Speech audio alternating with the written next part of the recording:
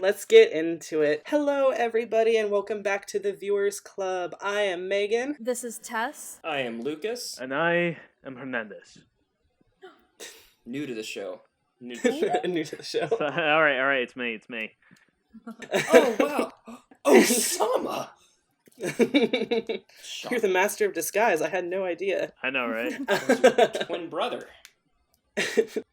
Welcome to this episode of the Viewers Club, and today is what we're calling a new series on our show called Series in Review, where we watch an entire TV series and then we just discuss it. So there's going to be spoilers in this, but to make it very clear, there's going to be spoilers concerning Avatar the Last Airbender series. And I also want to make it very clear. I also want to make it very clear we are not going to be talking about Legend of Korra in this episode, though I am going to bring up a question later on. You'll know what it is, but for now we're going to focus on Avatar the Last Airbender series, the series that basically started it all, that launched one of the worst renditions of a movie I've ever seen. Ever. Oh, man. And inspired Netflix to try and recreate a live-action series, which I'm actually personally excited for. I don't know about you guys. But we're actually going to be talking about the animated series of Avatar the Last Airbender. So if you haven't seen the series and you're okay with why haven't you seen the series? It's so great. Get out of this podcast.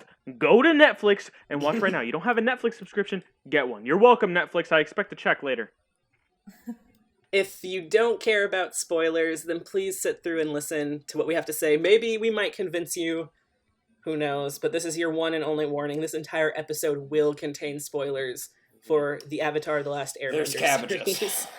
Series. Just saying. So, those cabbages, man. Before we just start quoting it, because we've done this with shows and movies that we really like, where we just sit down and we quote the entire thing. I kind of want to start off with a little brief synopsis. I'm just going to insert Katara doing the intro. Water. Earth.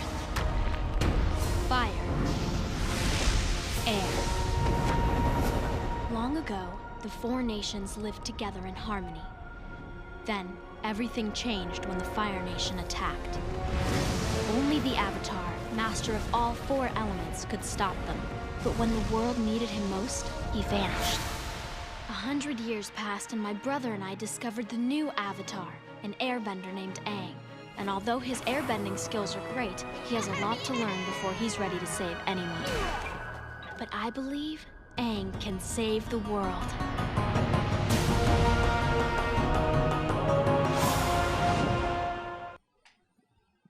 Wow, that was great. There we go. There it is. That's all you need to know. There's your synopsis, right? It was so good. I couldn't have said it better myself. Wow. Right, I know. I want to get into it because I do know Osama has seen this, Lucas has seen this, I have seen this. Yes. Tessa, this is your first time seeing the series. I want to get your opinion on it. What did you think as a newbie to the show? Personally, I don't know, I'm not the type of person that just, sit down and watch cartoons that much. Blasphemy! But I've got to say, I really enjoyed the series. It was so cute. And it was funny and emotional. And yeah, I really enjoyed it. Mm-hmm. Yes. It's definitely a tearjerker for me. From the vine. I have to say, I want to kind of start off on this as, even though it's a cartoon, it gets really dark relatively quickly. And I really enjoy it. I think it's, at a certain point, it stops being a show for kids and really starts being a show for young adults and stuff. And there was this meme, and I sent it to you guys over the group chat, where it said, me, a 23-year-old human being, had to explain to my parents why I watch it, and it's Iroh saying, oh, what is it? It's like, you don't understand. I'm putting the picture of it up right now. Like something. Hold up, I'm almost there. There's something like that. You, like most people, we're just gonna pull it up. I also found the Taylor Swift one. I've tried so hard. I can make the bad guys good for a weekend. I can make the bad guys I'm just gonna have a put all of the life-changing journey and memes. become great people for the rest of their lives. I'm just gonna like post all of the memes I've sent you guys of Avatar right now. But yeah, I think that's one of the things I appreciated about the show. It didn't get stuck in the silliness of what cartoons usually get stuck in. Because for me, when I picture cartoons, it's usually nonsensical, non-linear storylines. You know, I basically think of SpongeBob. Not that SpongeBob is bad. SpongeBob is cute and adorable in its own way, but it's not a linear storyline, and it doesn't have an ending in sight. But this one did.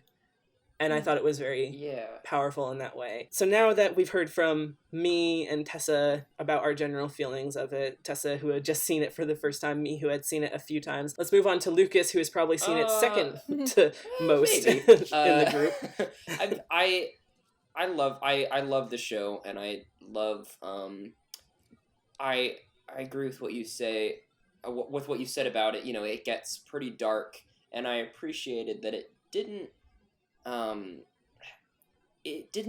treat kids like they were stupid or that they wouldn't understand it, because it's a show that's for, I feel like, all ages. Like, anyone can watch it and enjoy it, but they weren't afraid to shy away from that stuff and really treat it in a way that, you know, like a lot of shows, when they deal with bigger topics, it's like they try to do that, but then because it's a cartoon, they have to try and resolve it like a cartoon, or they have to try and kind of explain it through the lens of a cartoon.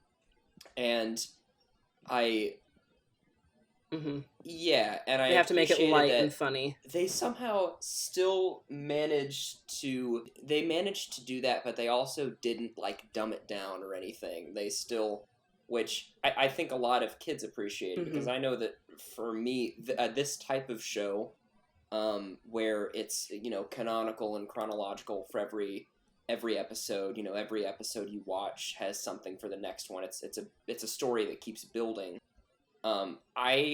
This wasn't my first cartoon that introduced me to that. The first one that ever introduced me to anything like that was actually Adventure Time, which it was funny because it was like a mind-blowing experience, like hearing something referenced in one episode that happened in an earlier. I was like, what? They can build?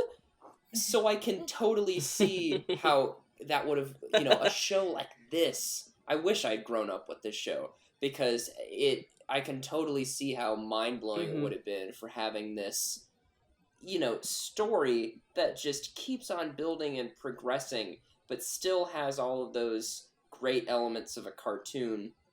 And just, I can see how that would be such a great experience to be introduced to that idea with this show. So, great show. Fantastic. And probably to the person who loves this show more than anyone on this chat, Osama, we know how you feel about it. Explain to our listeners how you feel about Avatar. Grandpa's about to go on a rant here, so just sit back and get ready. I remember when the first episode of this show aired. I was living in Arizona. We got home as soon as possible after school so we could watch it. We got there too early. I was playing out in the backyard, picked up a cactus I thought had no needles, had needles. And it started right when we picked out the last needle from my hand. Very impactful memory. Even more impactful show. This is, it's tough to explain, but Avatar the Last Airbender is a show that is not, like you said, it's canonical, there's a timeline, things happen, you know. But it was more than that. It tested the limits of what a cartoon could do. Cartoons were expected to be more like in the SpongeBob variety, you know, Tom and Jerry, that kind of stuff. Wacky, you know, knee-slapping, Laurel and Hardy type stuff. I know my references are really dated, but...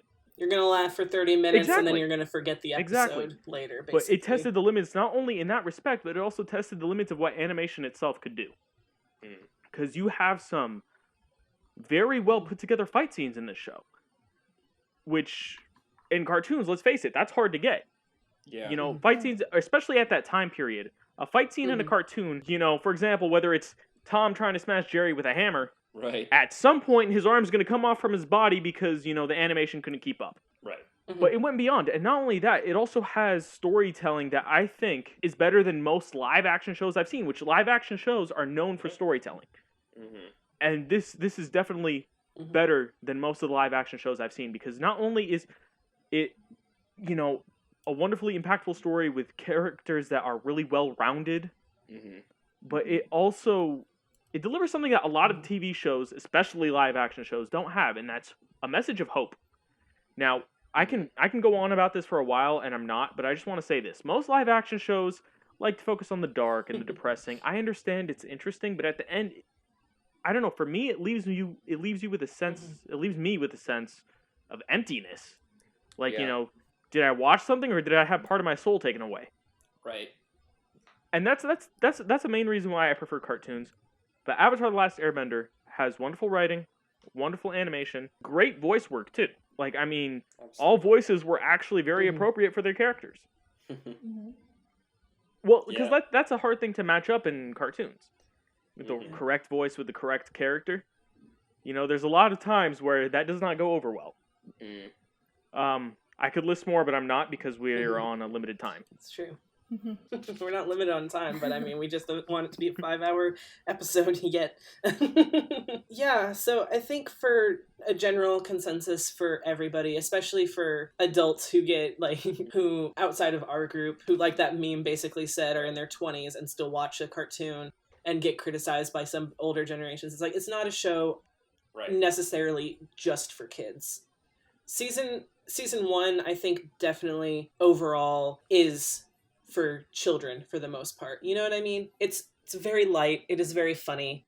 It's very kid centric. But then season 2 hits, and then season 3, and it becomes real world, real emotion, real stakes kind of thing. Things that you see in live action shows that you don't see in kid shows, because in kid shows you want to convey this message of just things are fine, things are fun. You want kids to, go through life and be happy and stuff, and not be introduced to the depressing thoughts of the outside world like we as adults face every day.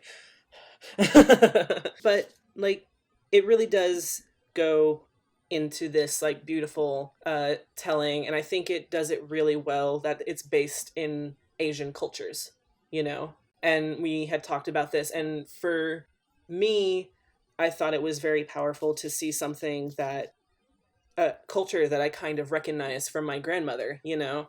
It's like my grandmother is from Taiwan, so she knows a little bit, not in the nuances of what Avatar goes into, but she has that same belief structure that is kind of set up in this, and that there is hope, and that there is bad and there is good, but there's this balance through it. And I think that that's the biggest lesson I personally took away from the series, is that there is going to be good, there is going to be bad, there's going to be black, there's going to be white, and there's going to be gray. There's always a spectrum of colors, but it's all about the balance of everything. And I think that for me was such a powerful and strong message to take away from the show, Absolutely. That's a really good point. Yeah.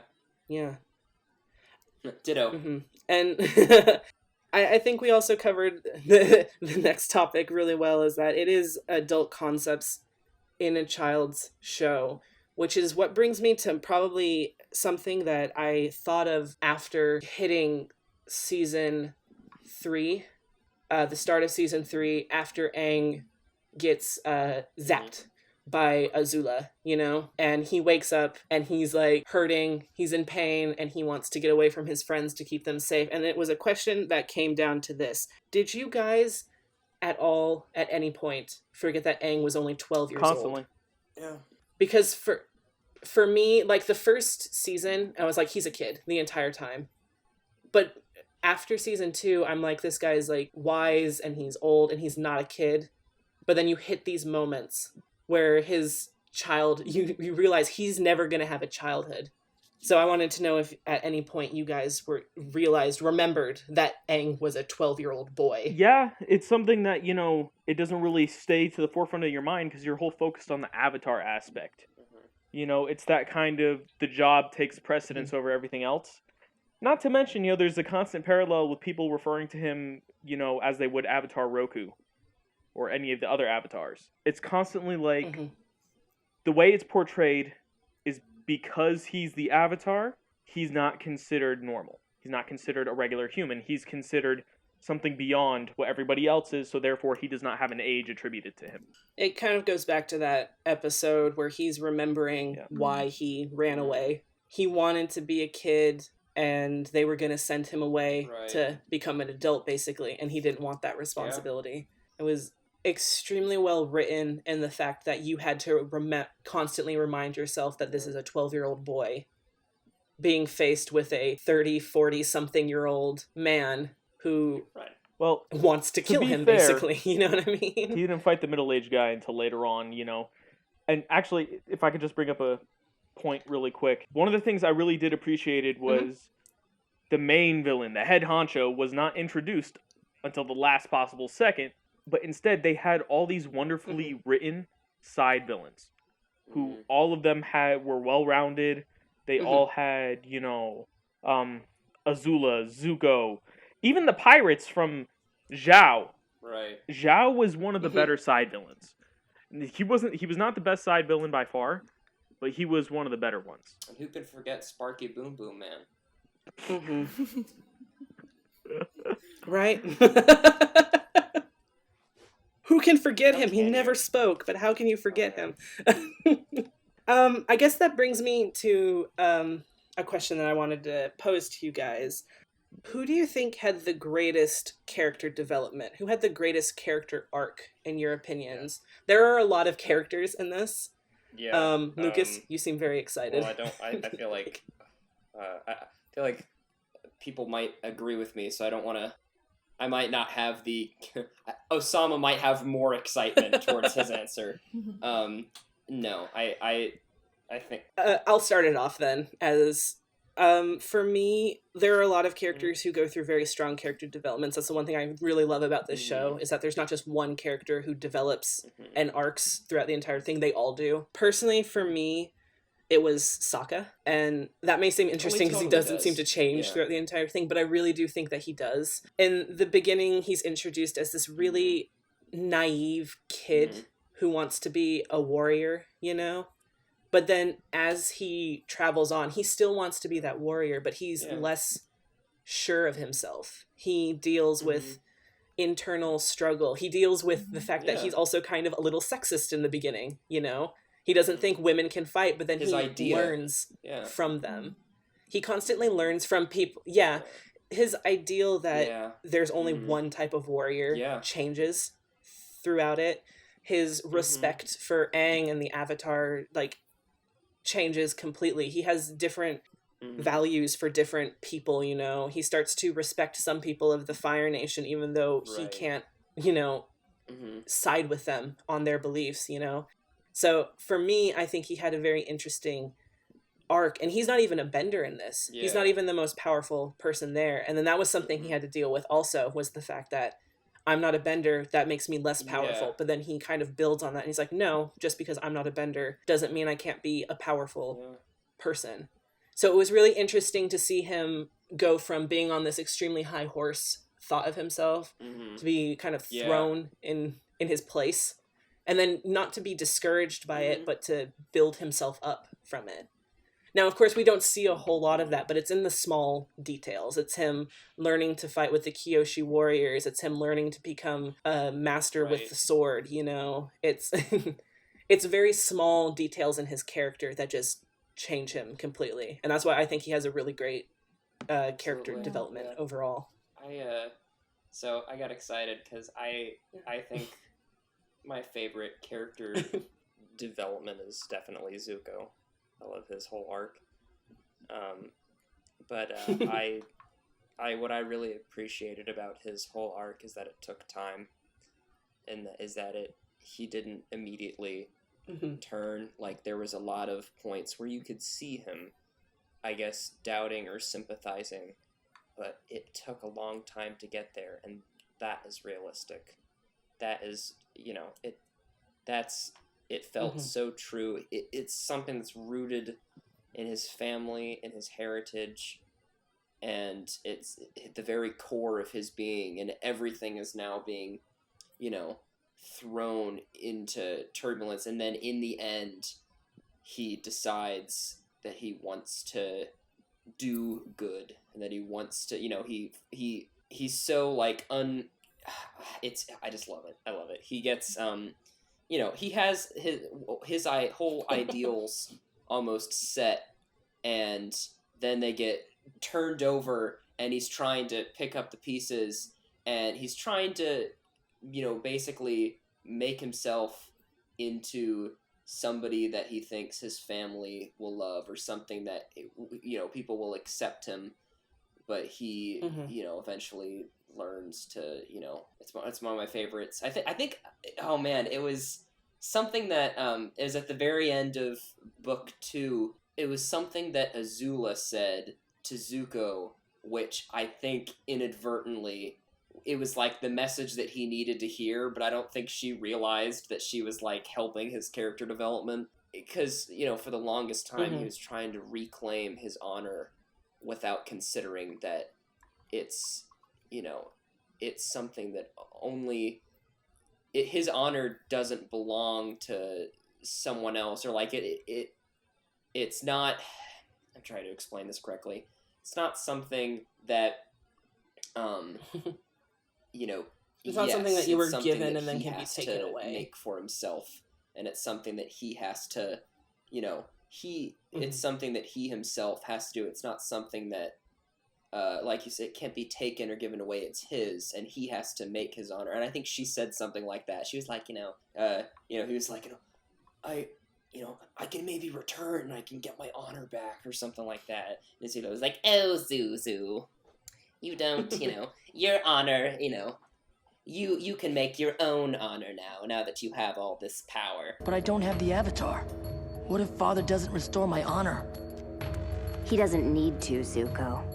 Today, you restored your own honor. And, like, he ended up taking it in a different direction, a different meaning, but... I thought I had lost my honor, and that somehow my father could return it to me.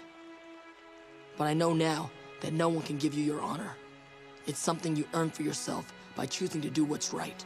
I like his, I like that it took time, and I like that we saw the struggle and those different choices that he made along the way, and how they resulted in him big. I also just love good Zuko so much. Like, I have never laughed as hard as I did. He's bad at being good. Zuko here. That, like, I died. Hello, Zuko here. I died. Like, I have never laughed that hard in that series until he said that and he introduced himself. I had to stop watching the episode. It's a good one. But yeah. Okay. Tessa, what about you? Did you have a favorite character arc? Yeah. This isn't favorite character, by the way. It's favorite character Honestly, arc. Yeah, we're gonna get to Megan, favorite character. You literally like you covered everything that I was gonna share, but it was you said it so well too.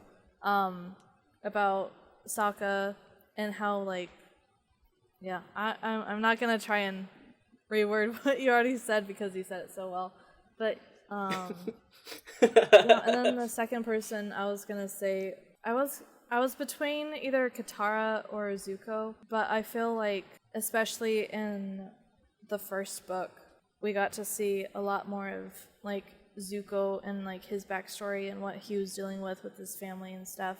So great job, Lucas, for describing like going deeper into that as well. I'm sorry, I don't have anything else to say. Good. You're good. Osama, did you have a different character that you have a favorite character arc for? He's been waiting. This is kind of like apples and oranges. It's really hard because, it's really hard for me to pick a favorite one because I like all of them. Yeah. They're all wonderfully written, and it just essentially comes down to how their character arc was progressed. Like, take for example, I'm not saying this is my favorite, but it's one I really do like a lot. Azula's character arc. Mm-hmm. I bet none of you were expecting me to say that. Love her arc. Her character arc for sure. was by far the most volatile in the entire series, And it's her character arc didn't really, we're introduced to her in book 2, but her character arc does not really start until Ember Island. That is when you get to see more of her as a person. Yeah. She's, you get her, you understand what she is as a commander, as, a loyal servant to her father, that kind of thing in the previous book and before that point. But as a person, you get introduced to who she is in that episode. And her character arc was by far the shortest and the most volatile. Now, take Toph, for example. Toph is someone who did not have a lot of character development moments, but hers were by far one of the strongest when she did have them. Take, for example, the scene when they're in Bossing Say and she's wearing the makeup and the girls are making fun of her. That's a heavy moment. That is a heavy moment, and how she deals with that speaks volumes to her character. Another one would be when her old tutor and the fight ring dude capture her and she invents metal bending. Yeah. That just shows, that's another heavy moment. It shows that she's not willing to go down. She's not going to give up.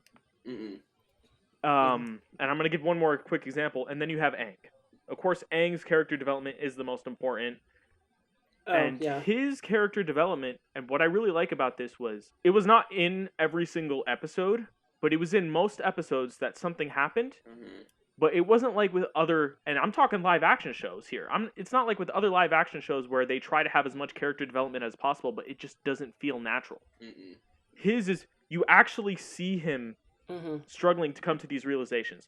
For example, when Kyoshi Island is under attack and they have to leave, he doesn't want to.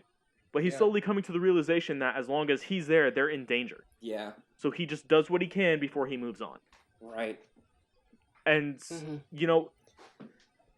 going off of that as well with Aang, another great version of that is when he first learns firebending. He's so impatient with Zhang, He's so impatient and he's so excited when it happens. And then he realizes the danger of it and he discards it completely. He's like, no, never again.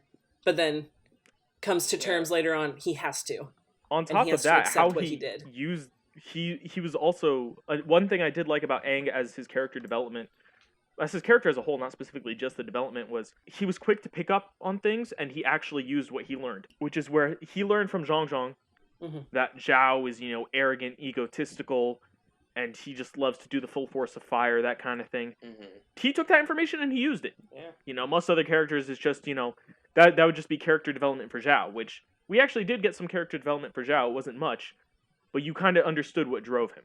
Yeah.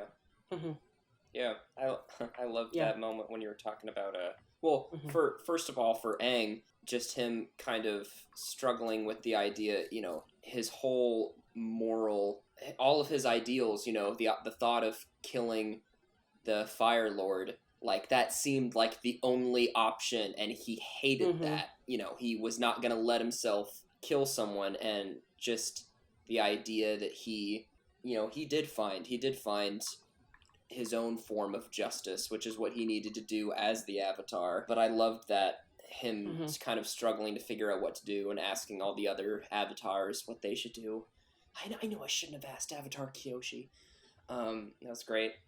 But I loved his development and him coming to his own and realizing what kind of Avatar he wanted to be. Because that, he didn't have any other Avatar to teach him. He, all he had were these, again, because he's a kid, all he has is just these adults and these people that have done all these great deeds. And now just the world of pressure is on him to try and defeat the Fire Lord and save the world. And he's like, okay, how am I going to do that? Also, I want to be a good Avatar, but I feel like I'm putting all my friends in danger. How do I even be a good Avatar? How does anything work? Does Katara like me? I don't know what's going on. So yeah. Those hormones that he's dealing with. I think what makes his the most powerful, and it's the reason I didn't want to bring his character arc up, is because his is the most notable, and his is one of the more important ones. But the reason that I think that moment for him deciding whether he has to kill somebody or not comes full circle for him, because when he comes back into this world, he is introduced with the death of his people. And it's not like 30 years when the people he's loved have grown up. No, it's like minutes after he left. Everyone he knows, as young as they were and as old as they were, he remembered every detail of them, you know? And he's introduced to their death. And then that's like an extremely powerful catalyst for him, where you think he has the right to kill the Fire Lord. You think in that moment, he has the right to kill some people, you know? But then the fact that he still holds on to the beliefs of the air nomads, the people that he grew up with, that raised him, that taught him that every life is important, and to see him struggle with killing somebody that he, in all honesty, probably had the right to be killed by the Avatar. You know what I mean? Yeah. He figured that if he did that, he'd be abandoning, like they won. Yeah, and it was if he did, the Fire Nation would have won and achieved the goal of wiping them out. Yeah, and the air nomads actually wouldn't have a strong history or culture anymore with him, you know? It would have been wiped away the minute that he... Totally. Yeah. And getting off of, like, the hard-hitter, tougher questions, I want to jump into some fun ones, I think. Because as serious as the Avatar is, it does have some very fun moments. I wanted to know individual favorite characters. For me, it was Iroh. Iroh will forever and always be my favorite character. We can all agree on this. Iroh is the best character in the show. We can all agree on that, correct? Yes. Tessa, Iroh you is didn't agree? Yes. Tessa. So maybe she's like, no, maybe I the like question Fire should be Lord changed. Besides Iroh, who is your next favorite character after? Okay. Because we're all just gonna pick Iroh. There are a lot of big characters and stuff in this. So for let's start with you, Osama. Okay. Who's your favorite character? I have 3 after Iroh that are tied. Nice. Toph, let's face it, Toph's awesome. Yep, she's a badass. Roku. Okay. And Sokka. Nice. Yep, those are good ones. Do I have to explain, or? What about you, Lucas? No, it's just for favorite. I think we can all like dig into why there are favorites, but then it takes away time from other questions. I was actually originally going to say Toph. I just love Toph. Like Iroh's, nice. You know, he's the best dad character. Like he's, you know, show wise, but like my favorite character is Toph. Best dad. I love her. Oh my gosh. Okay, I have Tessa. Do you have a favorite? Okay. First favorite is Sokka. Second favorite is Appa. And third is the Cabbage Man. Cabbage Man. Okay, one thing before we go any further, I have to say this. Say it. I knew this day was coming. I always feared it. Appa ate Momo! That's a really great one. I also come down to 3. If Iroh can't be my top 1, fine. I'm not upset. I really love Aang. I guess. He's definitely my favorite. And I know that's what the show is like. Yeah, I guess. He is my favorite. That's like cliche choice, but he is my favorite. Next is Sokka, of course. I adore him so much. Aww. And then Momo. Oh, Momo's my other favorite. Yeah. I love Roku. I do. I want to be introduced to him. Mills. I would love to see a series, like even if it's a short, like one season. I think that's the next animation they Roku. should do. It's not about Roku. Yeah. I think the next animation that this studio does for the Avatar universe should be just an anthology of previous avatars. Yeah. Each episode tells the story of a different avatar. That would be really good. Did I use the right word, anthology? This could be a question because it is. is. Nice. I wanted to use a big word. Anthology would be like if that's like unconnected stories, but I get what you're saying. I don't know what the right word would be. They kind of are unconnected. They are kind of unconnected, even though the Avatar is one person reborn. Right. They're still indivials. You know, they don't retain So emotions. the point is, I was technically but we can correct, get into that later. My favorite kind of right. Technicalities. The technical ones. I would love to see them finish the cycle. Yeah. We have our Airbender, And then we have our waterbender. I'd love to see a series where we look at a firebender and an earthbender. And I'd love to see past avatars, not like new ones to try and top the old ones, you know. I want to see old avatars. That kind of, yeah. They don't have to be Roku and they don't Like have to be Kuruk. Kyoshi, but I'd love to Kuruk see was peaceful, an older... Still, there's a story there. Yang Chen. Oh, I love Yang Chen. Yeah. I'd love to... But those are water and But anyway, another question I have is, what type of bender do you think you would be, or would you want to be? I think that's a better question, because what you think you would be and what you want to On be that could be note, wait, hold on. completely Before we different. answer these questions, is it okay if I pull up what each bending style is based off of, what actual martial art? Yeah. Or Awesome. okay. Water bending is based off Tai Chi.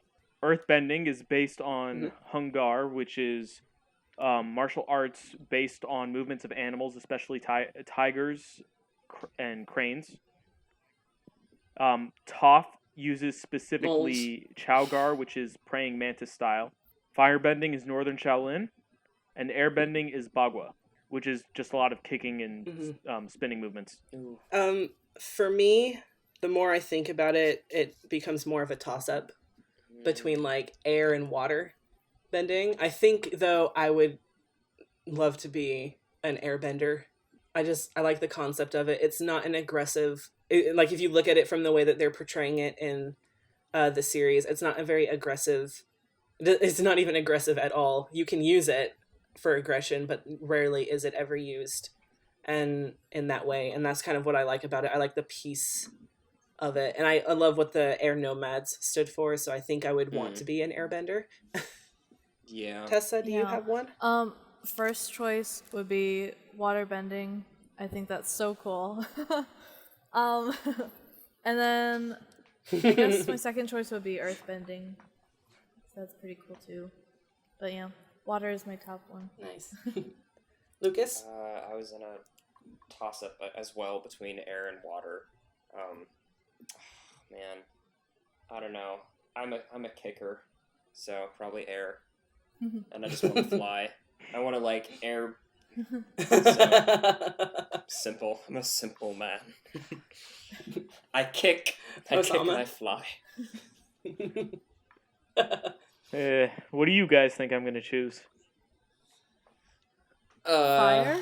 I have different bending types that you guys would pick. Like honestly, like if we're talking about what I think you guys would be, you should do that next. We should do that next. But I would pick fire. Firebending. I knew it. Just because firebending, I think, offers the most versatility, at least for Avatar the Last Airbender. Legend of Korra, that's a different story, but like I promised I wouldn't get into that.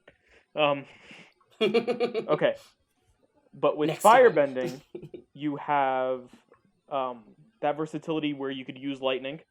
And then at the same time, firebenders can fly. Both Azuka? Both Azula and Zuko have proved before you can fly using firebending. Ozai proved you could fly using firebending. Right. Granted, it takes a lot of it. Jetpack. But still. Yeah.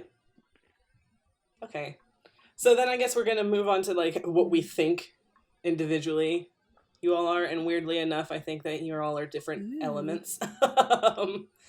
I think that I agree with Osama. I think that he would be a firebender. For Lucas, I think you would be an airbender, an air nomad. And for Tessa, it is a toss-up between water and earth. But I do think that you would probably be an earthbender. Swamp bender! Swamp bender! She said mud bender. No, I'm talking about swamp benders. Oh, yeah. They control the planet. And what do you feel you would be, so Megan? So that's what I think of you guys.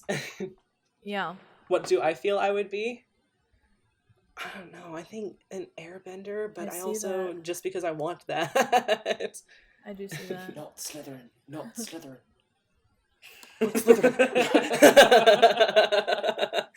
That's also like a very interesting concept to bring up. I want to bring something up after we all figure out who we think everybody else would be. Who has a clear idea of what everyone in the club would, and Viewers Club would be. Osama, who do you think? Tessa would be a what water benders bender. would we be? Lucas would be air. Megan would be earth. Nice. Lucas, do you disagree? And then who do you think Osama? No, I mean, I thought Osama hit it on the head. That's what I thought. I was like, I thought Tessa was more of a waterbender. Who do you? And then I can. Yeah, I think Megan could be an earthbender. I could see. No, I couldn't. Megan's earthbender, and I could see Osama's firebender. And yeah, I'm light as air. Look at you. Not really. Tessa, who you have? I don't know. Okay, the only one. Tessa? Megan, you're the only one that I'm kind of like between earthbender or airbender. I don't know. I can kind of see both. Stop. I'm a dustbender. Dustbender. Wouldn't that make you a sandbender? Oh, I would love to be No, a dust. Oh, sandbender. okay, that's kind of I'd cool. love to mess with people. Which is a branch of earthbending. Yeah.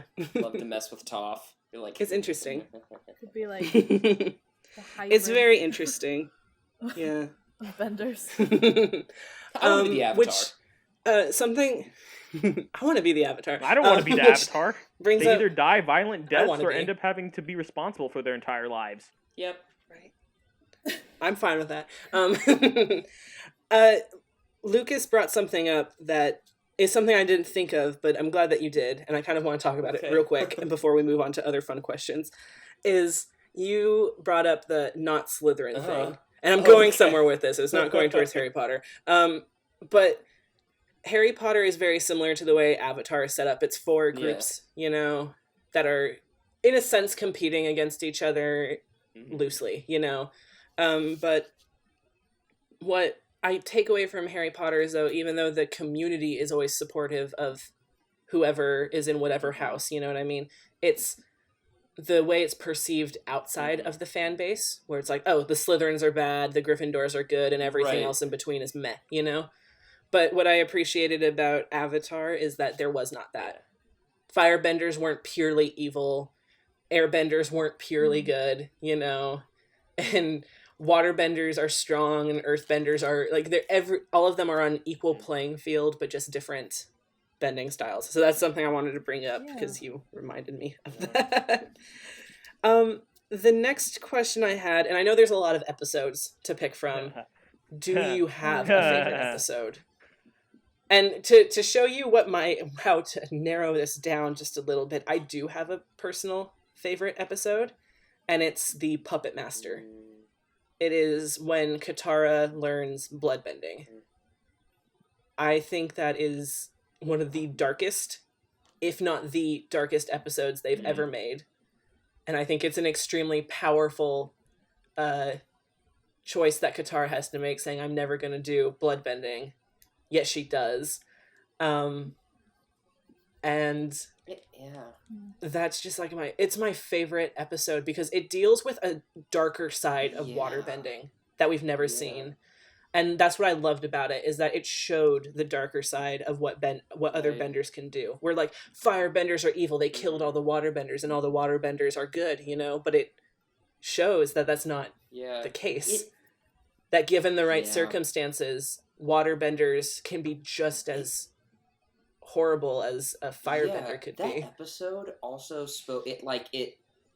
achieved in showing how powerful Katara was, in the fact that she instantly picked it up and was just like could do it like that. It showed how powerful she was, and it also, I bet, freaked Aang out because she, you know, basically did something that she said she was never going to do. And even though it was to protect her friends, that's the same dilemma that Aang's going through with the Fire Lord. So I bet that freaked him out even more, because he's like, oh, great.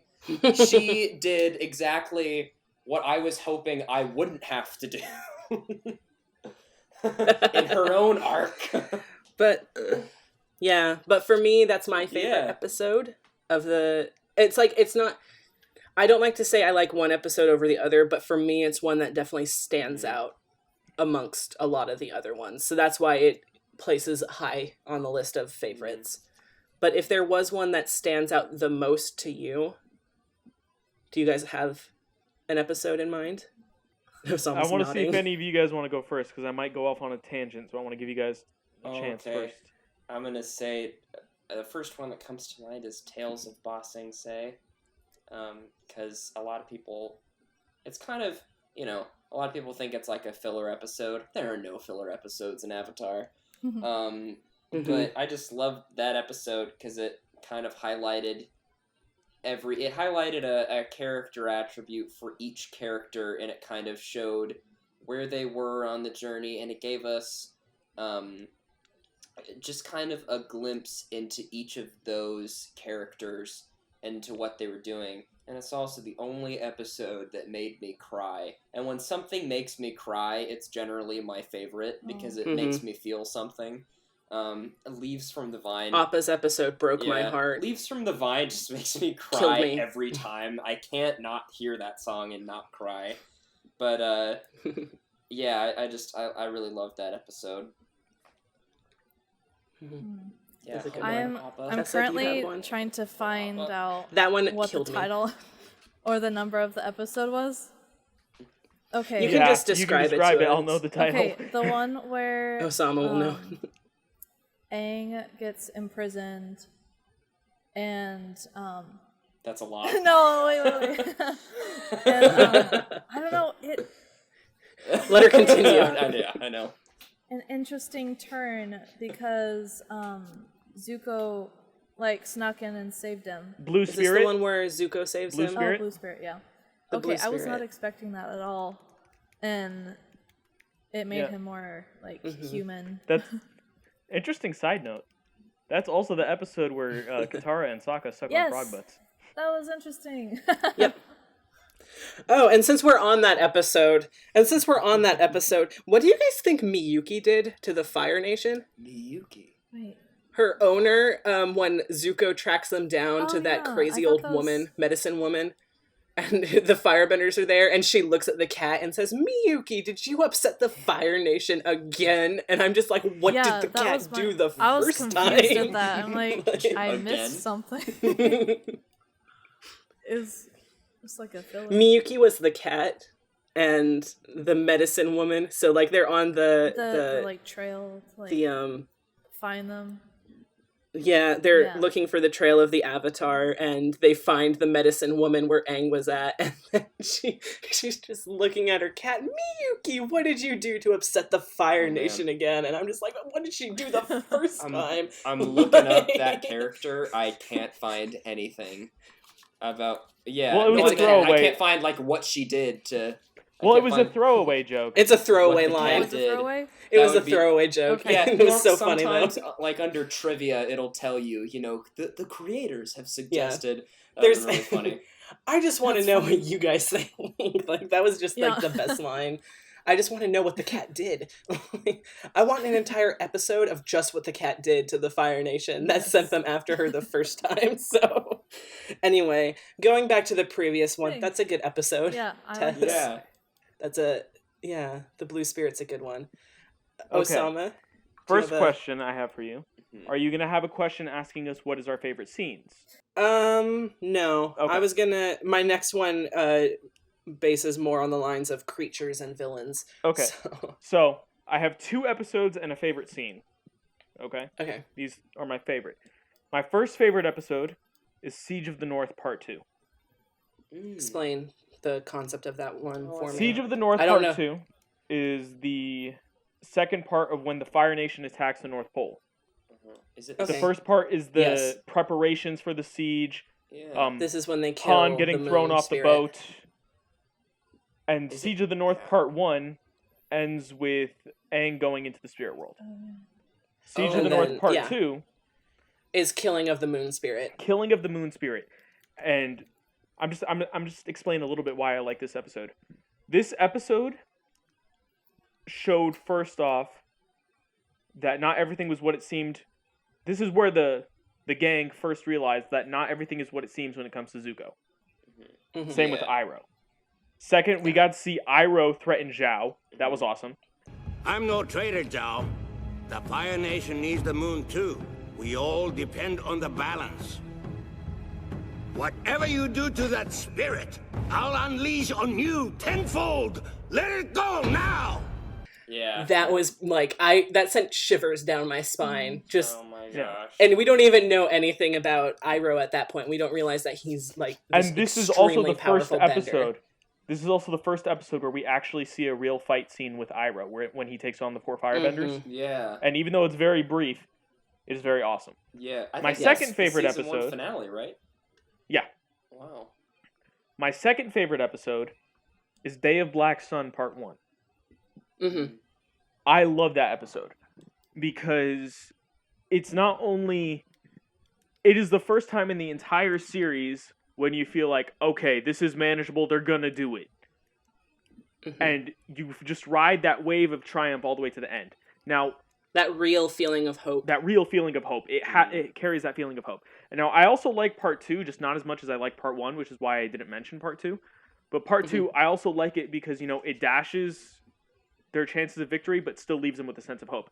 And another thing I love about Day of Black Sun Part 1 is the fact that you get to see subtle changes in each of the characters as they change and adapt to the fact that they're going onto a battlefield. It is also the first time we actually get to see Hakoda in action. Mm-hmm. Hakoda is another character that I like a lot. Yeah. Um, That's a good episode. my favorite scene, however, in the entire series has got to be when the White Lotus retakes Ba Sing Se. Yeah. That is a really good one. That's yeah. awesome. It was, and I love that because you get to see all these masters in action. Boomy! Not as crazy as you. Well, you are crazy, but. Also, my favorite line in the entire series is, "Don't you know, all old people know each other." Yeah, that was a pretty good one. It was so great. Just like Boomy accepts everything. Like, he accepts that he's crazy. Also, someone important's missing. Where's Momo? That's when Boomy and the White Lotus are talking to Sokka and Katara when they first meet up. And Boomy's like, someone's missing. Okay, moving on. Someone's missing. Sorry, I'm just... Where's Momo? There we go. It was great. That's also one of my favorite lines. It's a great build up because he's like, Aang, you're one of your closest friends. No, it's it's Lemur.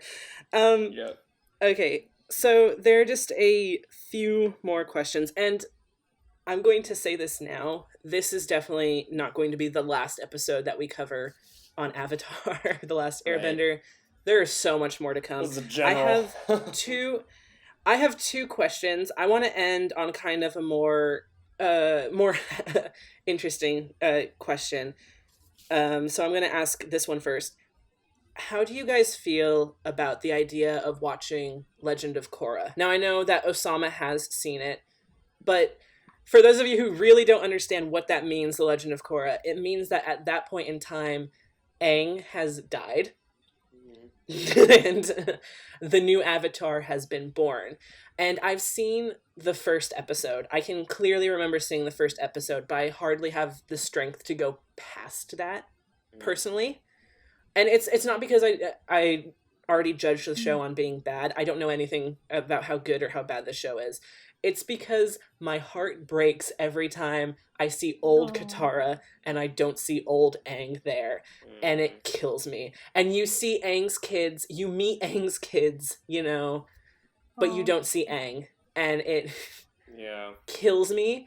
And it's not because the show probably isn't written right. I don't want to say anything about that show, whether it was good or bad. But I can never get past the first episode. And I've tried. I've watched the first episode maybe 3 times. Can't get past it. Because every time my mind immediately goes, Aang's dead. Like, that's just a thought I have to live with. And it makes me incredibly sad every time. So I just wanted to get your guys' opinions. Tessa, you being the newest member, do you think it'll be easy for you to start watching The Legend of Korra? No, it wouldn't be easy. Knowing all of this has happened.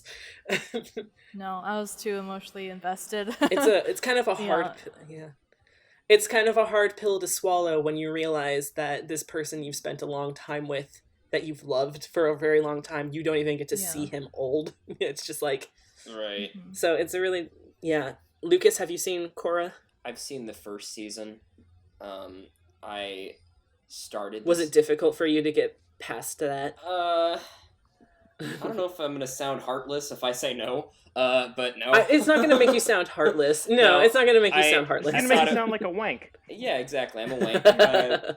No, I personally no, but just because I thought, okay, this is a new character, this is a new kind of story, Mhm. and I like Korra as a character, and I like it just kind of, I don't know, it just kind of made sense, right? It made me sad, but not enough for me to not be able to continue. Not watch it. Right, because it was... Unlike me and Tessa, who are like, probably will never watch Legend of Korra. Like, Aang lives on forever. It's like... Well, I guess because Aang is still a part of the story in a way, like he, in a way that, I don't want to spoil anything, in a way that Roku was a part of Aang's story.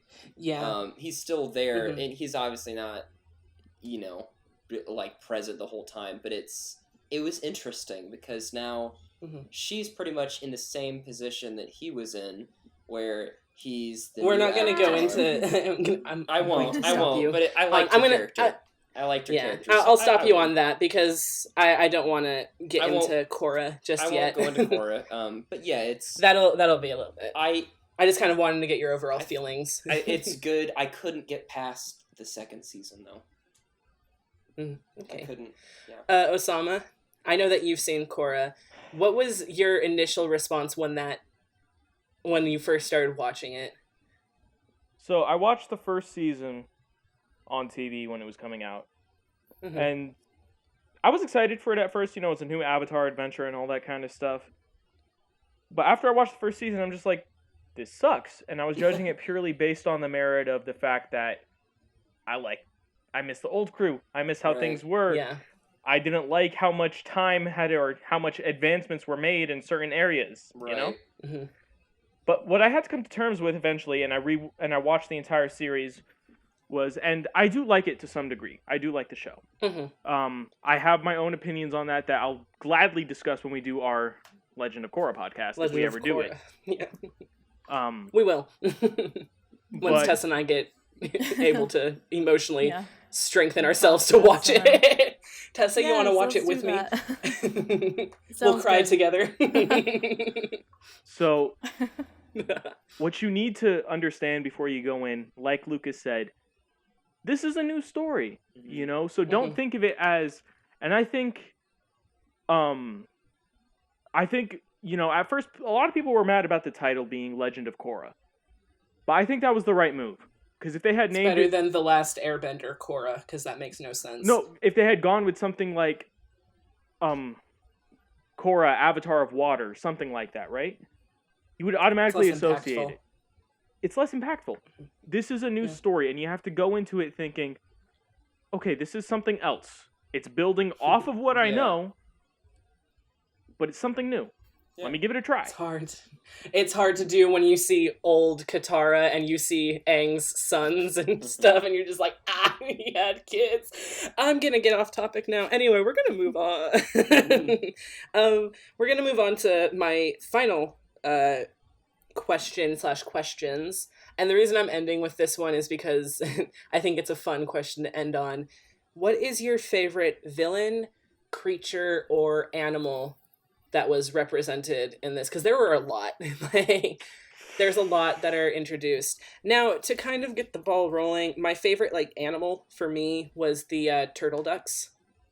I thought they were cute, and I thought they symbolized a positive relationship for Zuko.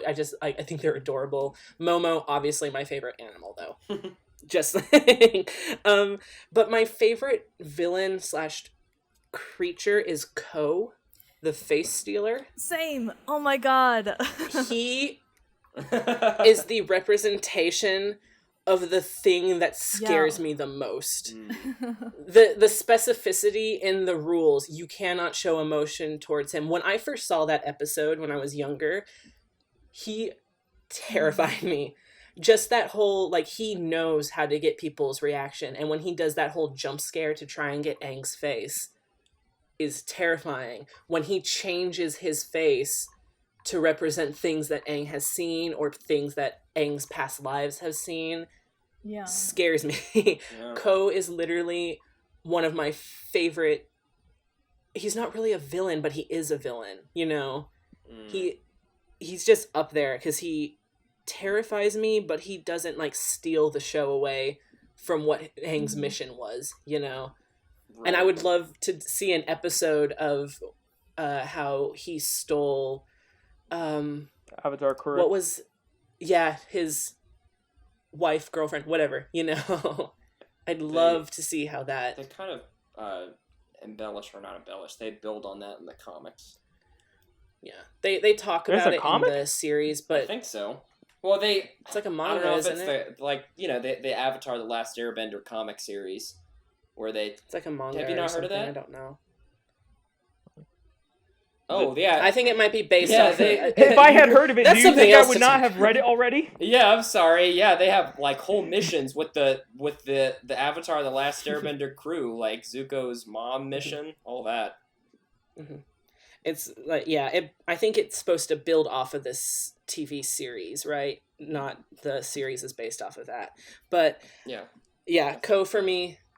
Ko is my favorite creature villain, but my favorite animal is Momo, and then the turtle ducks. I just found a photo of Ko and Mai, and Mai's just staring, not Mai, Mei, Zuko's girlfriend Mei, just them It's just staring. staring. Yeah, she's, and Ko's like trying to, she would have been perfect to try and get anything from Ko. Tessa, do you have a favorite side villain, animal or creature or spirit? And you know, is it just a favorite for you? It doesn't have to be one of each. It can just be like. Oh yeah. So Ko was definitely terrifying. I don't think I would have been able to last without making any facial expressions. So yeah, No, he'd have my face. He'd have my face. And then one of my favorite creatures is Appa. I think he's really cute. Yeah. He's so cute. I love him. Osama? Okay. Now, I have a favorite main story villain, I'm going to call it. Well, they're all main story, but okay. Azula, one of my favorite villains. I was thinking more side. Oh, side villain, it's got to be Zhao. Okay. Just because he's the first... Up to this point, the Fire Nation has kind of been nameless. You know, you got these soldiers acting on orders, you know, you got a couple of commanders here and there. But other than that, you know, it's just a machine. Zhao is the first glimpse we get into an actual identity. I'm not considering Zuko as part of the Fire Nation because, you know, he was technically banished and he was working independently. But Zhao was the first major face we see. And his story was a simple one, but I think it was very impactful. And he's definitely a character we'd have to explore in other episodes, yes, for sure. And then favorite creature is going to be the lion turtle. That's a good one. And then favorite animal is just the bear. Yeah. Purely because I love the entire fact of it's just a bear, and they're all shocked by that. The fact that they were like, it's a platypus bear? No, just it's a bear. It's a bear. It's a bear. And then you see it. It's all it is. It's a bear. And that's the thing that's like, what? Really? That's weird. It's like, no, it's not. But that's great. Lucas. Oh, jeez. There's a lot. There are a lot of side villains. I don't know. Sorry. Someone walked in. So, I don't know, as far as side villain, that sucks that Azula doesn't count as a side villain. I love her. She's really a more main villain, but she's another villain I want to do another Right. maybe a different entire episode just based she's on my her. favorite main villain, but let's see. Didn't you already list a villain you liked earlier in the podcast? I don't think so. What's his nickname If we again? did, I'll rewind it. Forget Sparky Boom Boom Man. Mm-hmm. What's his nickname again? Forehead dude? Oh, yes, Sparky Boom Boom Man. That's my favorite villain. Combustion Man. Combustion Man. I love Sparky Boom Boom. Water drive. Yeah. Sparky Boom Man. My apologies. Get it right. So Sparky yeah, I Boom know. Boom sounds funnier. He's my that does. It's very much something Sokka would Yeah, say. I liked Combustion Man. You're right. Thank you for reminding me of that. That's a good one. So he's my favorite villain. My favorite creature's probably the owl that lives in the library. If that counts as a creature. The spirit, yeah. It's a spirit, but I will take it because that's Okay. another good one. Yeah, I love that owl. Yeah, plus if you said Ko, and Ko is a spirit. Yeah. Oh, true. Yeah, we have a double standard here, Megan. Okay. So. I have a double standard for you, Lucas. Fuck off. Okay, well, okay, I will. So. Oh, geez. That's a good one. He's creepy. He creeps me out he sometimes. creeps me out. He's really good. I own the book 2 Avatar DS game, and that mission by far is the worst. You have to try and make it out of the library without him catching up to you, and it's a maze. Oh, Ooh, you know what? I like the otter penguins. Those are cute. The otter penguins. Those are Aw. cute. Alright, You guys want to go penguin sledding? Yeah, let's go. Sounds fun. I love I'll go that. penguin fighting. That was his first word in the whole series. Do you want to go penguin sledding with me? That's Right. oh, I love. Technically, love it. Mr. Mills, that's a sentence. That's well, you're correct. Okay, gosh. It's his first train of thought. His Was like, you want to go first penguin sledding? train of thought. There we go. Yeah, yeah. His first. Yeah. So adorable. Anyway, yeah, there's literally we could spend hours, I think, talking about this show, about the small, intricate details, individual characters. I think you can spend hours on. Yeah. You know, so expect more episodes of Avatar the Last Airbender to come out where we either break down episodes or characters. If there's a character or episode or season or storyline or what have you that you want us to talk about in the future, let us know in the comments. Yeah. Feel free to answer any question that we said. Do you think we belong in different bending nations? Or what bender would you be? Would you want to be a bender? You know? Answer any and all of these questions in the comments down below. Let us know what you think. But yeah, overall, I think we can all agree. Good show. Yes. Must watch it. It's on Netflix. It's You've no excuse. watch it. It's if you've been on the fence about it because it's a cartoon Yeah, watch it. and your friends who are older than you are watching it, watch it. It's like it isn't SpongeBob. It's not your typical cartoon. It's really got layers. It's got depth. It's so good. Watch it. And let me put it this way. It's better than most live action shows you're going to see all year. Yeah. I'll agree with you on that. Yeah. Yeah. Anyway, thank you guys so much for listening to this podcast. Yeah, thank you. I have been This Megan. is Tess. This is Lucas. And this is your friendly neighborhood firebender. Thank you guys so much for listening. We'll see you all next Bye. time. Bye. Bye. Hasta luego. That was a fun episode. Yeah.